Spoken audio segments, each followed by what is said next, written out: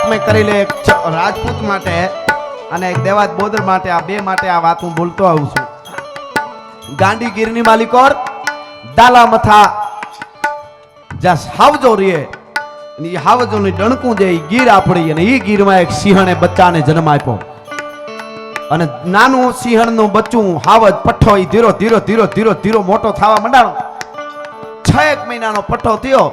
ઝાડવામાં બાઠ ભાંગીને ખાખરાના ઝાડવાને આમ ભાંગીને વળ ખાઈને પૂંછડાને વળ દઈ અને માને સામે ઉભો રહ્યો બચ્ચું સિંહણનું અને માને કીધું કે માં મારે ડણક મારવી છે. સાંભળજો યુવાનો, એટલે માએ કીધું તું સિંહણનું સંતાન છો, તારે ડણક મારવામાં પૂછવાનું ન હોય કાંઈ. માર ડણક, આ જંગલ છે ને તું જંગલનો રાજા કહેવાય બેટા, માર ડણક. એટલે એને કીધું કે ગરવો ગાજે એવી મારું, તો કે ના એ ક્ષમા હોય એમાં.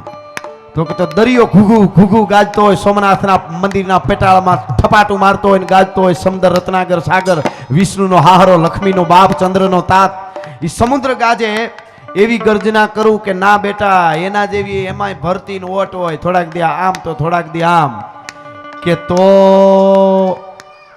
આહાટો ગાજે એવી. તો કે આહાટો ગાજે એ તો ગાજતો હોય, ક્યારેક ઊંડો હડુડતો હોય, ક્યારેક કડાકા ભડાકા કરતો હોય. તો કે તો માં મારે ડણક મારવી, ગીરમાં સિંહનું બચ્ચું કે છે સિંહણને માને મારે ડણક મારવી, કેવી મારું? અને રૂપક જોજો, દ્રષ્ટાંત જોજો.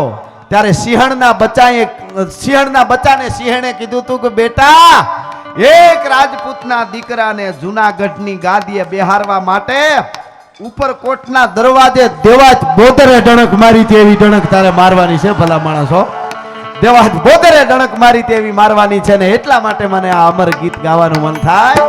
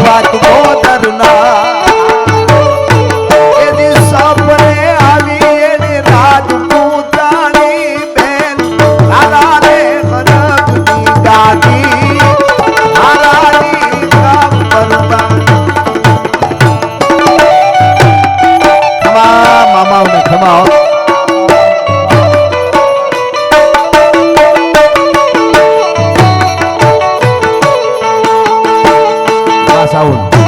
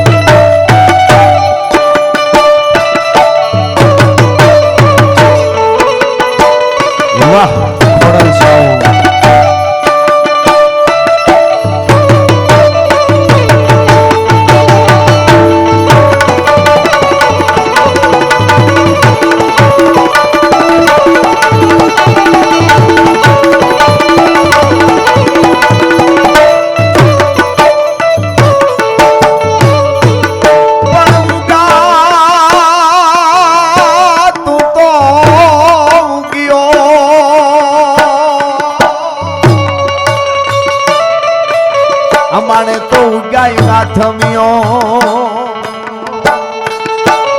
પણ કઈ દા જોઉં તારી વાત અમાણે આવે ક્યાંથી ઉગલો અરે તું જાતા મૂળ તૂટિયા ને અમારી વંશની વેલી ના